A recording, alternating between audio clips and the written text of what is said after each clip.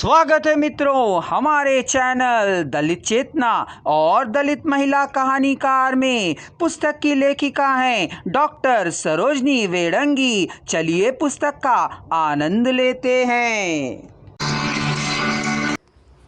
अंगारा, शोषित चमार जाति की लड़की साहसी जमुना की कथा। जमुना हरकू चमार जाति की लड़की थी। जमुना 17 वर्ष की लड़की है। उसका बलात्कार किया जाता है। गांव के सवर्ण लोगों ने उसे ले जाकर एक कमरे में रखकर उसका शारीरिक शोषण करते रहे। वह किसी तरह वहां से बचकर घर आती है। घिसती रेंगती 17 वर्षीय जमुना आज किसी तरह अपने पिता की चौखट पर पहुंच जाती है, किंतु उसे क्या पता था कि पिता की चौखट पर भी उसे इसी तरह अपमानित पीड़ित होना पड़ेगा। लेखिका ने प्रस्तुत कहानी में यह चित्रित किया गया है कि शोषण की कभी कोई कुछ भी नहीं कहता। शोषित को ही सारी पीड़ा सहनी होती है। वह दोहरे अभिशाप की शिकार होती है। हमारे समाज की चित्रित परंपरा है, गलती करने वाली की बजाय गलती के शिकार लड़की को ही व्यंग सहना पड़ता है। लोग तरह तरह की बातें बनाते हैं। हर पल उसका अपमान किया जाता है। उसके माता पिता को भी इसके कारण ताना सहना पड़ता है। दुनिया की अजीब रीत है, जब वे सांत्वना नहीं दे सकते तब व्यंग करने का अधिकार कहां से आ जाता है उन्हें।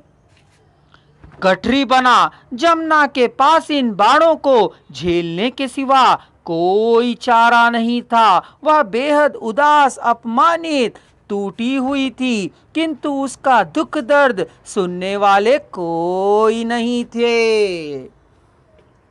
लेखिका ने समाज की रूढ़िवादी मानसिकता के ध्यान में रखते हुए कहानी को बुना है। कहा जाता है कि भारतीय संस्कृति सभी संस्कृतियों से श्रेष्ठ है। फिर हमारे ही समाज में ऐसे संस्कार भी हैं जो पीड़ित को ही पीड़ा पहुंचाते हैं।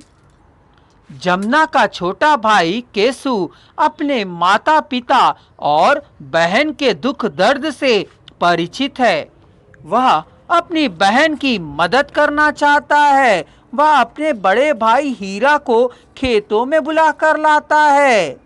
जमुना की दुर्दशा देखकर हीरा का खून खौलने लगा।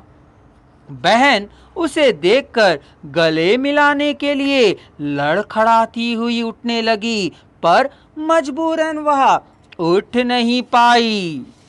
हीरा स्वयं नीचे बैठकर उससे गले लगाता है।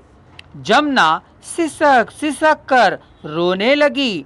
उसकी हिचकियां बंद नहीं हो पाईं। उसे लगा कोई तो उसकी पीड़ा समझने वाला मिला।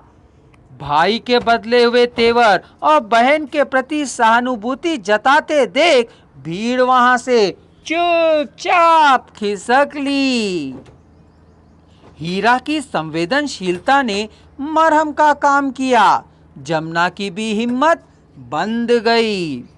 तब हीरा पिता से कहता है कि बापू तुम मत रो, मैं अपनी बहन की बेइज्जती का बदला लेकर रहूंगा।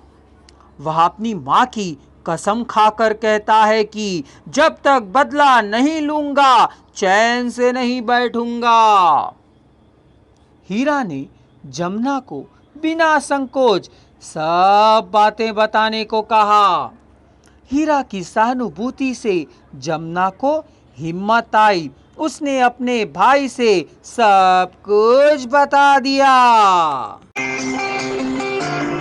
अगर आप संपूर्ण वॉइस को एक ही साथ सुनना चाहते हैं तो डिस्क्रिप्शन बॉक्स में दिए जा रहे लिंक को क्लिक कर लीजिए।